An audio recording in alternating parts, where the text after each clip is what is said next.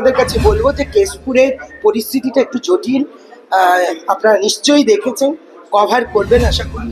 ঘর ভাঙা হচ্ছে, ঘর ছাড়া আছে, ফিজিক্যালি টর্চার হচ্ছে, রাতারাতি অতি উৎসাহী কিছু মানুষ ঝান্ডা মান্ডা ধরে নিয়েছে। ইভিন আমার এমএলএ অফিসটাও, যেখানে আমি রেসিডেন্স আমি থাকি, সেখানটাও আমার যিনি মালিক ঘর দিয়েছেন তাকে থ্রেট করা হয়েছে, ভাঙতে যাওয়া হয়েছে।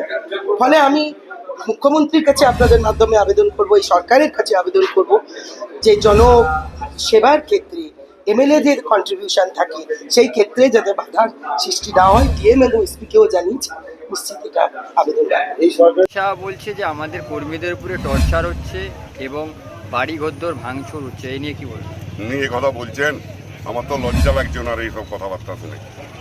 কারণ আজকে তৃণমূল কংগ্রেস যখন 21 সালে জিতেছিল, কত মায়ের কান্না, কত ছেলেদের কান্না, কত ঘরবাড়ি ভাঙচুর, লুটপাট, মারধর, মেয়েদের উপরে অত্যাচার, কত কিছু হয়েছিল। 26 সালে নির্বাচনে বিজেপি জিতার পর উনি এরকম উদাহরণ দিয়ে একটা দেখান যে কোনো লোককে মেরে পঙ্গু করে দেওয়া আছে, কেউ মারা গেছে, কোনো কিছু ঘটনা, কারো বাড়ি ভাঙচুর করে লুটপাট করে নিয়ে আছে, একটা ঘটনা উনি দেখান, একটা দেখান। আমরা শক্ত হাতে পুলিশ প্রশাসন সহ আমাদের বিজেপির সমস্ত কার্যকর্তারা একবারে 4 তারিখ বিকেল থেকে শক্ত হাতে আমরা হাল ধরেছি।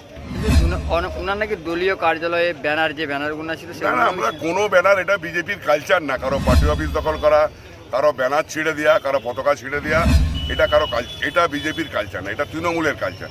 ভোটের আগে গ্রামে গ্রামে বিজেপি পতাকা বেঁধেছে, 2 ঘন্টা পরে সেই পতাকা ছিঁড়ে দিয়েছে। বেশিরভাগ গ্রামে আমার নিজের গ্রামে 20 বার পতাকা বাঁধা হয়েছে, 20 বার পতাকা ছিঁড়ে দিচ্ছে রাতের অন্ধকারে। এটা হচ্ছে তৃণমূলের কালচার। তৃণমূল নামক একটা বর্বর অসভ্য দলের কালচার, এটা বিজেপির কালচার।